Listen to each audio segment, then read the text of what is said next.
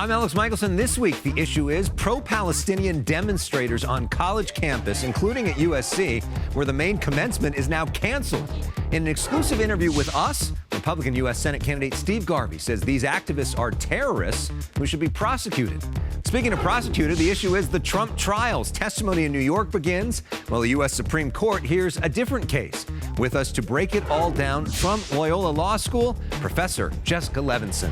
And we head to TMZ to sit down with Harvey Levin about Trump, Biden, RFK, OJ, and so much more. The issue is starts right now. Broadcasting across California, you're watching The Issue Is. Thanks so much for being here. Welcome to The Issue Is. I'm Elex Michaelson. The big issue of the week, nationwide demonstrations on U.S. college campuses over the situation in the Middle East. Student and activist groups coming together to push universities to divest from supporting Israel out of frustration over Israel's continued bombing campaigns in Gaza. At USC, police moved in when activists tried to set up encampments on campus. This week, USC's president, Carol Folt, canceled the school's main commencement ceremony after selecting, inviting, and then disinviting a speech from a pro-Palestinian valedictorian. Someone who is speaking out is Republican U.S. Senate candidate Steve Garvey. He held this press conference in Beverly Hills in front of flags representing Israelis killed on October 7th. Afterwards, we spoke in an exclusive one-on-one interview. Steve Garvey, great to see you again. What is your main message about what's happening on college campuses right now? Well, I think that people aren't using the word terrorist strong enough. I mean, this is terrorism that's hiding behind free speech. And if we allow it to, this movement to keep going day after day, you know, we saw the East Coast and the Ivy Leagues, and now it's come to the West Coast, and it's close, it's personal, it's SC, and now UCLA, and it's going to be other colleges. Let's treat it for what it is. Obviously, freedom of speech is the First Amendment. Absolutely. How do you balance that? Where is the line?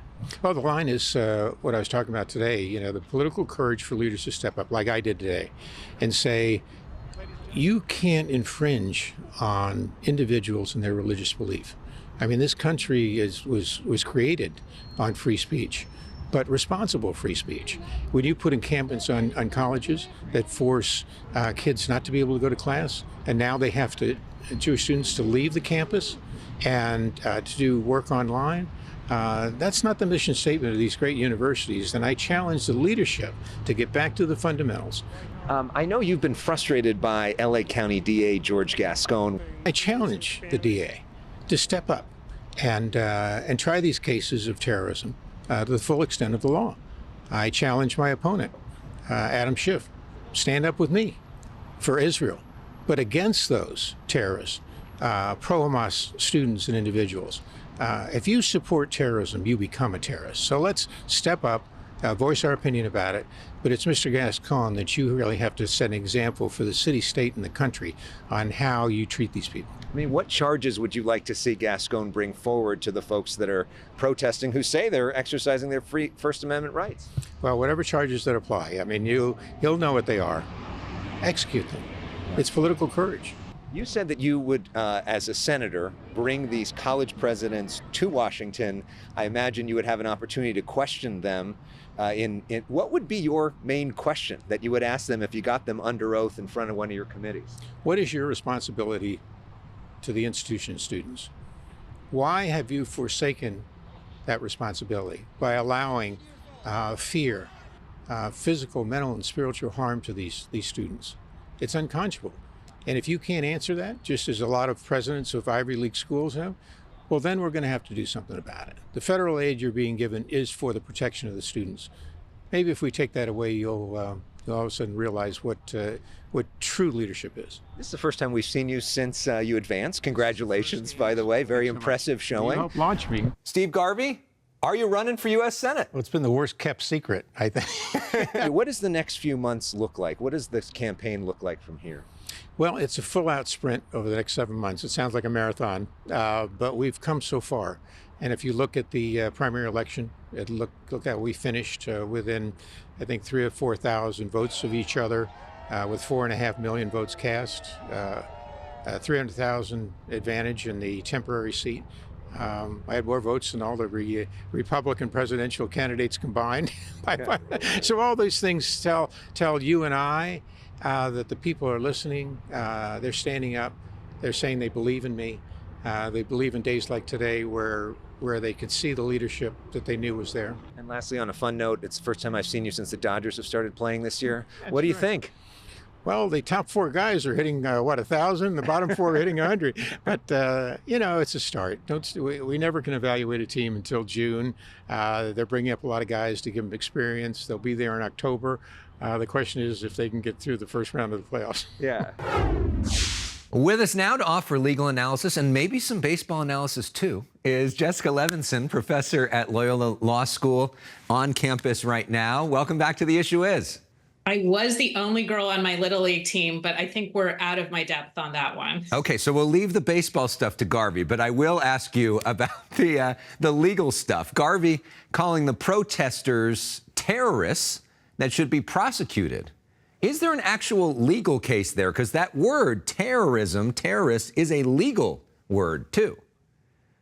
There's not. There's a political argument that he's making. But if you look at any statute, if you look at any code that mentions terrorism, this is not what we're looking at here. Now, he can certainly say there are reasons for removing protesters if, for instance, they become violent.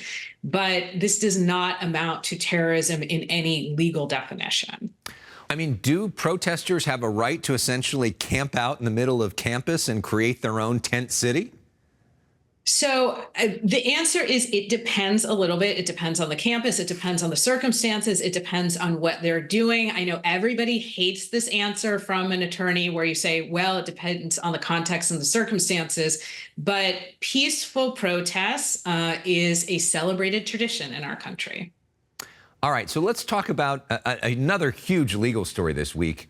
Trump's trial for alleged hush money payments to cover up his alleged affair with Stormy Daniels. That trial now underway. For people that aren't following it that closely, what is the most important thing that we need to know about it? So the most important thing we need to know, I think, is, again, what it is. The allegation is that the former president falsified business records, that he said that he was paying his former fixer, Michael Cohen, attorney's fees, but he was actually reimbursing him for hush money payments, and that he falsified those business records, saying it was attorney's fees, in order to try and commit another crime, which is campaign finance violations.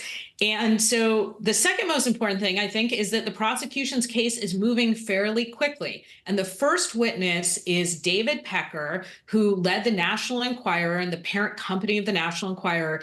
And what he has done for the prosecution is put the former president at the center of this alleged hush money scheme, and said that he knew what was going on and that this was about trying to affect the election. That, Elex, as you know, is key to this case, that it's key for the prosecution to show the payments were made to affect the election, because that's the only way you get the allegations related to campaign finance fraud. And this isn't the only thing that Trump is dealing with when it comes to legal matters this week.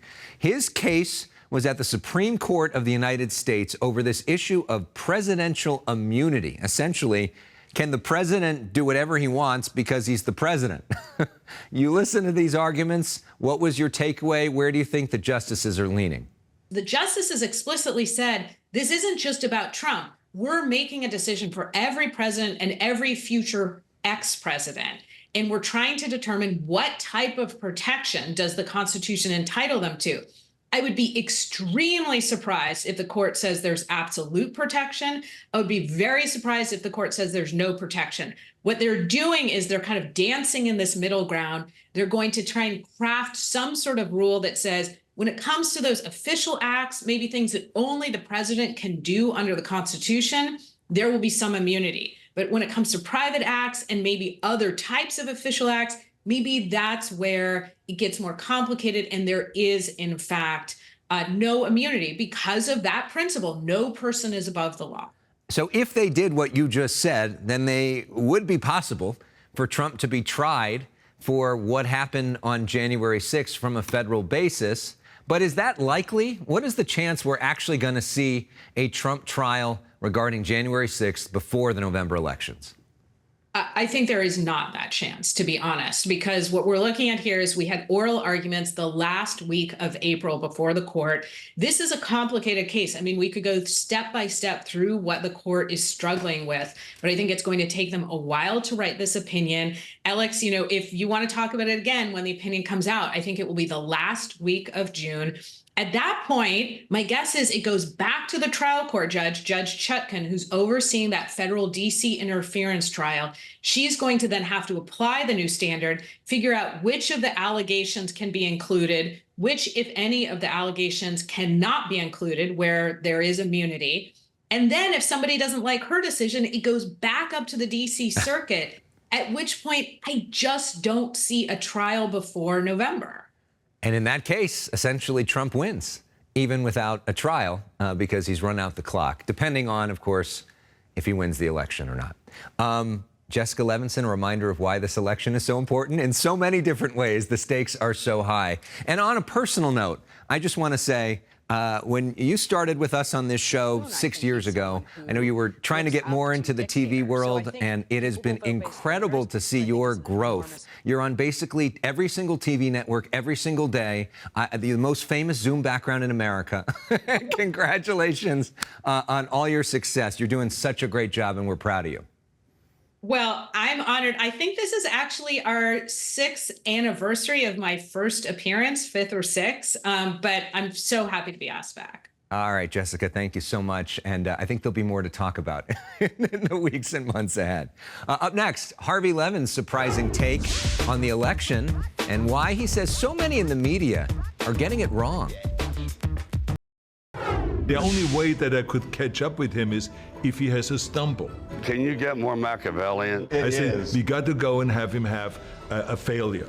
Last week, we promoted TMZ's new documentary, Arnold and Sly, which is streaming now on Hulu. We visited TMZ to catch up with founder Harvey Levin. Well, this week, part 2 of our conversation with Harvey.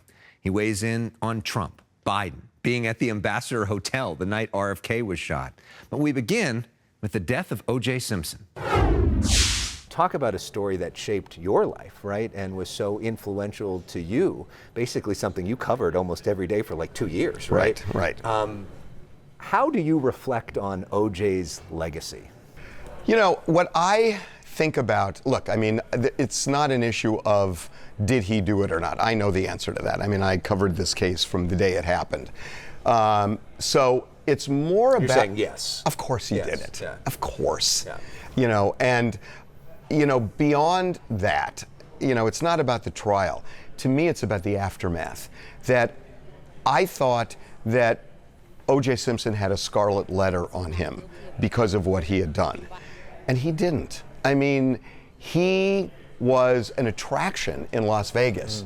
I mean, people would run up to him, take selfies, get autographs. And what it taught me, that it doesn't matter how you achieve fame in our culture, it's just that you achieve it. And that somebody with, you know, infamy, and we could think of a lot of people, they often are celebrated in similar ways that celebrities are on a completely different track. Well, that makes me think of another celebrity who said, if you're famous, they let you do it, when referring to sexual assault. Of course, we're talking about Donald Trump. The last time you were on The Issue Is, I asked you about the prospect of a Trump presidency, and you said that it scared out of you. Does it still? How do you see the election right now?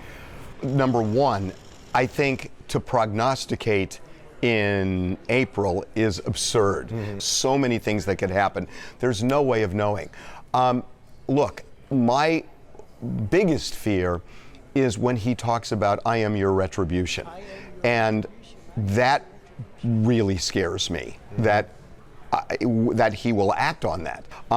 I think on the other side, I think when you look at the way that the Biden team and especially traditional media is handling this, they are not acknowledging and maybe not even understanding why is it that Donald Trump has 40+% support in this country. At least. And in terms of people viewing the economy, immigration, and even foreign affairs, they're viewing him more favorably than Joe Biden. So why is it? Well, look, I think the way it's almost been characterized, especially in traditional media, is, Hillary Clinton's basket of deplorables.